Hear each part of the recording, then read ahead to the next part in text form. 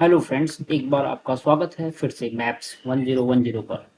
Friends, आज हम जानेंगे ईएसआई एक्ट के बारे में और इसके की पॉइंट्स के बारे में कि इसका क्या योगदान है हमारी लाइफ में। तो friend, imagine you are working in a factory and one day you fall seriously इल।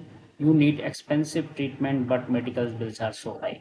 ऐसा कभी कभी ऐसा हो जाता है कि हम काम करने के दौरान बहुत सीरियसली इल हो जाते हैं या इंजर्ड हो जाते हैं। तो सबसे जो पहली समस्या आती है इस घटना के बाद, क्योंकि ये घटना तो हो गई हमारे साथ, क्योंकि हम अपने परिवार को पालने के लिए अहम योगदान देते हैं।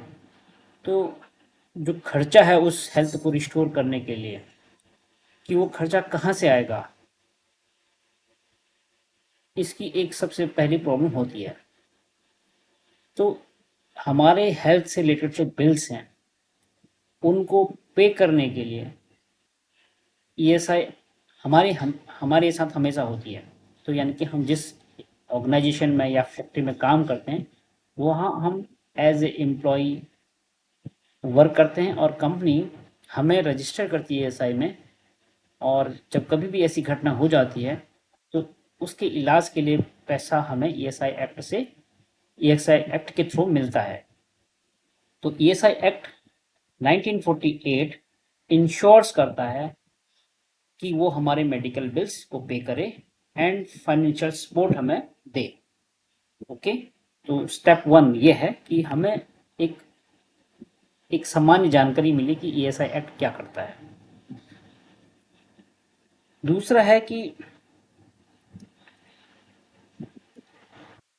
दिस लॉ अप्लाइज टू, ये लॉ कहाँ कहाँ अप्लाई होता है। एक तो ये फैक्ट्रीज में अप्लाई होता है और उन कंपनीज में अप्लाई होता है जहाँ 10 या 10 से अधिक एम्प्लॉय काम करते हैं and employees earning up to 21,000 per month. और एम्प्लॉयज की जो अर्निंग है वो 21,000 रुपये पर मंथ होनी चाहिए। इससे अधिक अगर मंथली इनकम एम्प्लॉयज की होती है तो उसके लिए अप्लीकेबल नहीं है।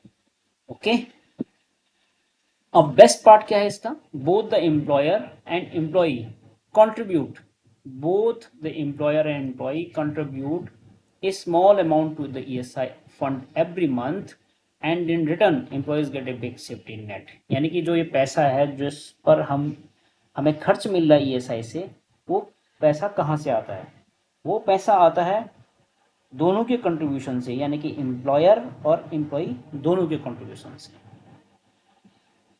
स्टेप टू स्टेप टू है कि what benefit do you get under ESI. तो इस ईएसआई के अंदर क्या बेनिफिट होता है।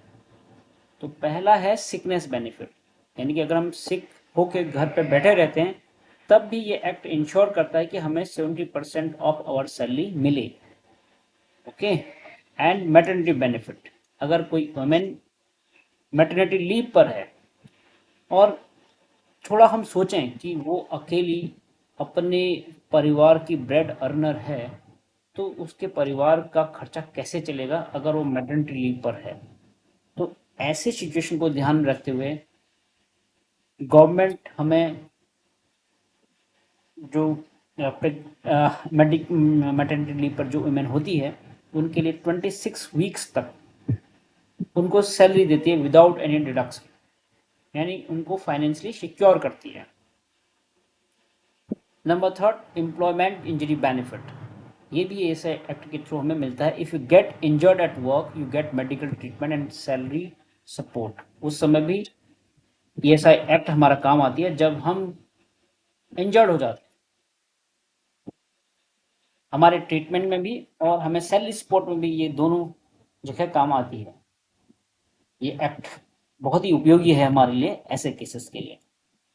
Disability benefit, if an accident at work causes disability you receive A life long pension. यानी अगर हम कभी ऐसे इंजर्ड हो जाएं कि हम दोबारा काम पर ना जा पाए बिकॉज ऑफ सीरियस इंजरी, तो इसके लिए ये भी प्रोविजन है कि हमें लाइफ लॉन्ग पेंशन दी जाती है through ESI.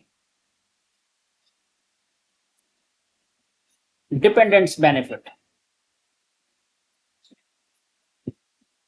If an employ dies due to a work place accident their family gets financial support. यानी कि किसी एम्प्लॉय की अगर वर्क करने के दौरान अपने एस्टेब्लिशमेंट में मौत हो जाती है तो उसको उसके घर वालों को फाइनेंशियल सपोर्ट भी मिलता है। Funeral expenses, the ESI scheme even covers funeral cost up to rupees 15,000. So it is not just for medical care, it is full financial security.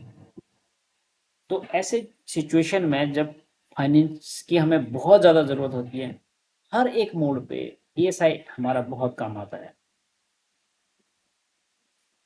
Who page for ESI, जैसे मैंने बताया पहले slide में कि इस पे कौन का ये ईएसआई जो हमें पैसा देता है कहाँ से आता है, इसके लिए दोनों का कंट्रीब्यूशन होता है। एम्प्लॉयर का कंट्रीब्यूशन इसमें होता है 3.25% ऑफ एम्प्लॉयज सैलरी, और एम्प्लॉयज पे करता है इसमें 0.75% of their salary. The government contributes for weaker section 2। For example, if your salary is 20,000 per month, you pay only 150 and your employer pays rupees 650 and you get full benefit worth lakhs of rupees in return. हमारे तरफ से तो ये contribution होता है employ की तरफ से, एम्प्लॉयर ये कंट्रीब्यूट करता है 650, बट हम अगर जब बीमार हो जाते हैं, इंजर्ड हो जाते हैं, लाखों रुपए खर्च होते हैं, तो लाखों रुपए का जो वहन करती है भार वो ईएसआई करती है। Step 4, how to get ESI benefit, इसका बेनिफिट हमें कैसे मिलता है। तो सबसे पहले इसका बेनिफिट हमें मिलता है कि पहले तो हमें किसी कंपनी या ऐसे एस्टेब्लिशमेंट में काम करते हैं जो ईएसआई एक्ट के थ्रू रजिस्टर्ड है, यानी कि जिसने ये रजिस्ट्रेशन करा रखा है। तो company register you under ESI, उसके बाद वो कंपनी आपको ईएसआई में रजिस्टर करती है और आपको प्रोवाइड करती है एक ई पेपर, इलेक्ट्रॉनिक पेपर। पहले ईएसआई कार्ड मिलते थे, अब इलेक्ट्रॉनिक पेपर मिलता है सिर्फ। उसमें एक की नंबर होता है जो एक रेफरेंस नंबर की तरह वर्क करता है, और you can visit any ESI hospital or dispensary for treatment. In case of sick leave, you need to submit medical certificate to claim benefits, and it's super easy and hassle free. Step 5, recent updates। इसमें recent update क्या है, तो recent update क्या है देखते हैं। First, wage limit increased।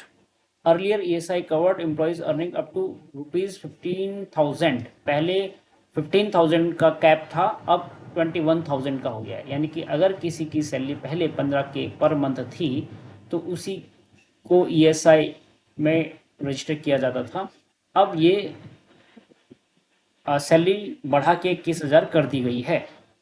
तो ये रिसेंट तो नहीं है एक्चुअली, ये 1 जैन 2017 से लागू है, ये 21,000 वाला। Contribution reduced, number point 2। Earlier employees paid 1.75% of their salary, now they pay only 0.75%। तो पहले एम्प्लॉय की तरफ से जो कंट्रीब्यूशन था वो 1.75% था, जो अब घटा के 0.75% कर दी गई है। Next, expansion to more sector, new shops, hotels, educational institutions and private companies also come under ESI। तो पहले बहुत कम इस्टेब्लिशमेंट इसके अंदर आते थे, अब shop, hotels, educational institutions and private companies को भी इसमें कवरेज मिल गया है। तो इसके कवरेज को एक्सपेंड कर दिया गया है, और इसका जो कंट्रीब्यूशन है एम्प्लॉय की तरफ से वो भी कम कर दिया गया है। जैसे हमने पिछले स्लाइड में पढ़ा था, 1.75% से 0.75% कर दिया गया है।